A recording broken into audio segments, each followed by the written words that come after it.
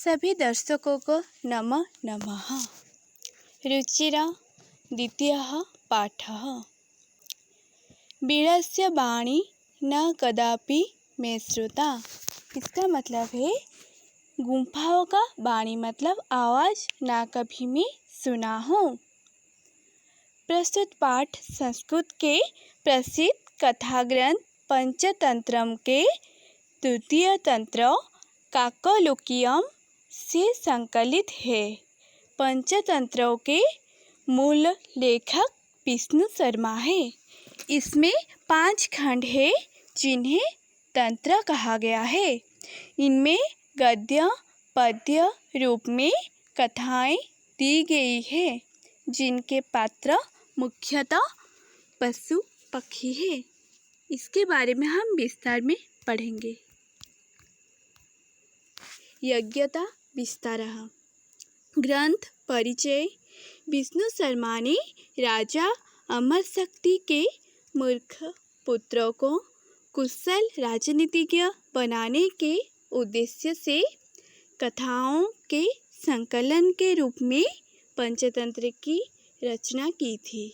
इसमें मित्रभेद, मित्र संप्राप्ति, काकलुकीय, लब्धप्रणाश तथा अपरिचित कारक, इन 5 खंडों में कुल 70 कथाएं तथा 900 श्लोकों है। श्लोकों में प्रायः तर्कपूर्ण नीति श्लोक प्रयुक्त है।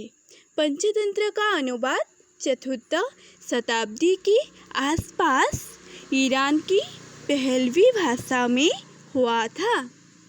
इसी के आधार पर विदेशी भाषाओं में इसके अनेक अनुवाद हुए।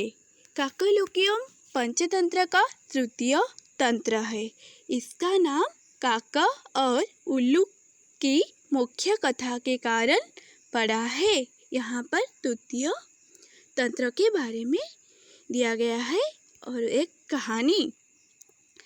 कस्मिंचित् वने खरनखरः नाम सिंहः प्रतिवसति स्म। किसी भी एक वन में खरनखर नामक का एक शेर रहता था। स कदाचित् इतस्ततः परिभ्रमन् क्षुधार्तः न किंचिदपि आहारं प्राप्तवान्। वो बहुत भ्रमण किया, जैसे कि इधर उधर गया और कहाँ पर भी उससे खाने के लिए कुछ प्राप्त तथा मिला नहीं। ततः सूर्यास्त समये एकां महतीं गुहां दृष्ट्वा स अचिन्तयत्। ततः मतलब उसके बाद, सूर्यास्त समय मतलब शाम के वक्त, एका मतलब एक, महती मतलब बड़ा, गुहा मतलब गुम्फा देखा। मतलब शाम के वक्त एक बड़ा सा गुम्फा उसको देखा। सो अचिन्तयत्, वो सोचने लगा, नूनम एतस्यां गुहायां रात्रौ कोऽपि जीवः आगच्छति।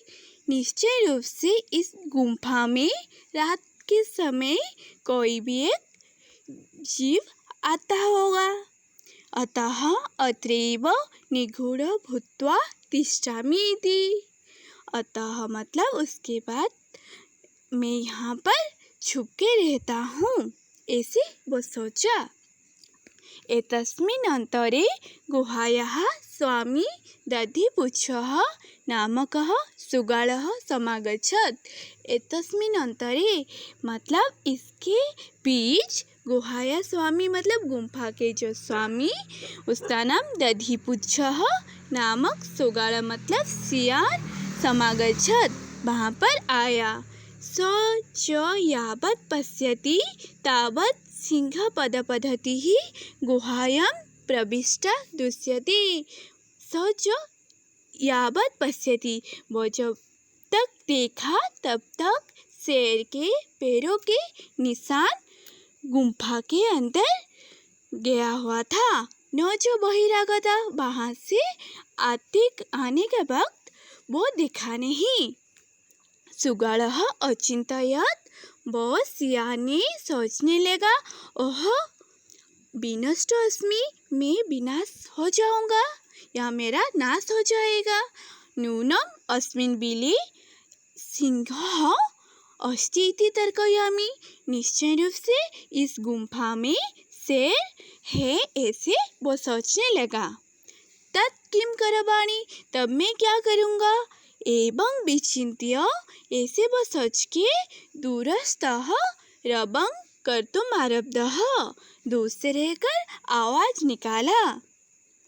भविल भविल किं न स्मरसि, हे गुम्फा, क्या तुम मुझे याद नहीं कर रही हो।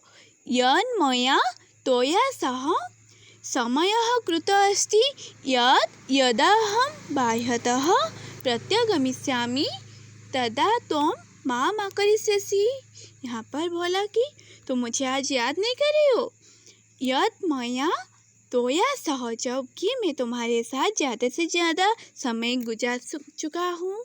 यत् यहाँ पर बाह्यतः प्रत्यागमिष्यामि, जब मैं बाहर से लौटता हूँ तो तुम मुझे बुलाते हो।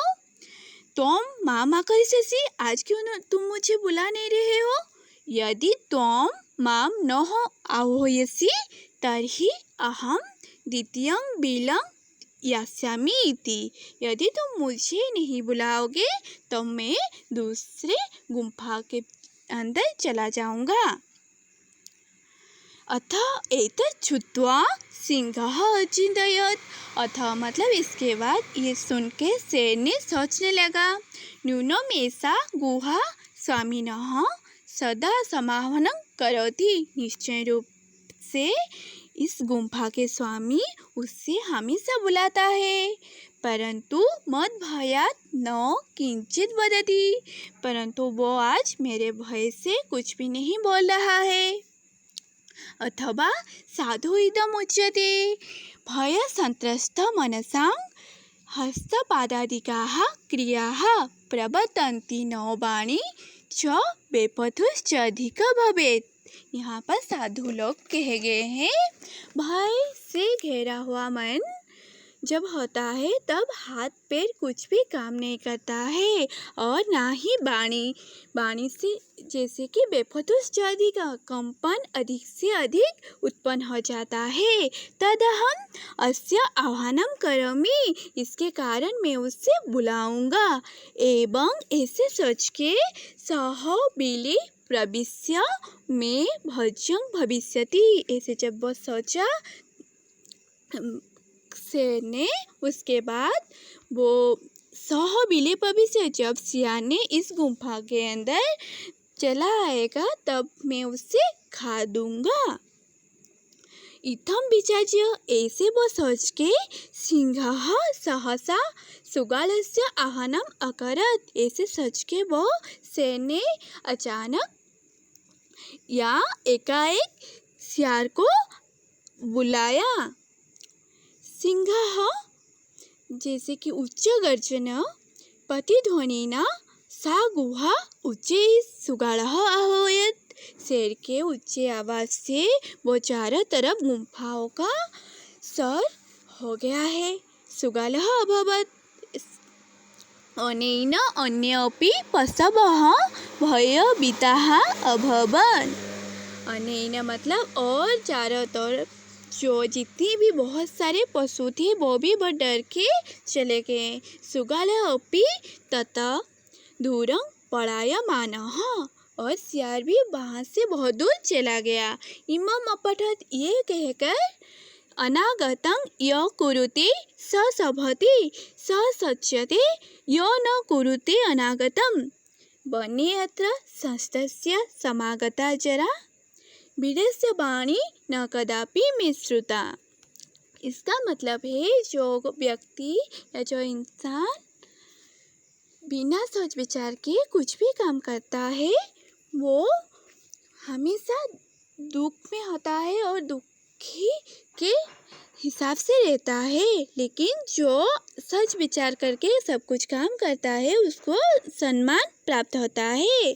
बने अत्र संस्तस्य समागत जरावन में रहते हुए मुझे बुढ़ापा का प्राप्त हो गया है, लेकिन बिलस्य वाणी कदापि न श्रुता। मतलब गुम्फाओं का वाणी कभी मैं सुना नहीं हूँ। इसका शब्दार्थ देखेंगे। कस्मिन प्लस चित किसी भी वन में, क्षुधार्तः भूख से व्याकुल, अंतरे मतलब बीच में, निगूढ़ः भूत्वा छिपकर, सिंह पदपद्धति शेर के पैरों के चिन्ह, रवः शब्द, यावत तावत मतलब जब तक तब तक, समय मतलब शर्त, बाह्यत का मतलब बाहर से, यदि तरही मतलब अगर, तो तच्छ्रुत्वा वो सुन के, भय संत्रस्त मनसा डरे हुए मन वालों का, हस्तपादादि का हाथ पैर आदि से संबंधित, बेपथुः कंपन, भजन यज्ञ, सहसा मतलब एकाएक, अनागतम मतलब आने वाले दुख को, सच्यते मतलब चिंतनीय होता है, संस्तस्य रहते हुए का, जरा मतलब बुढ़ापा, कुरुते मतलब निराकरण करता है, बिलस्य मतलब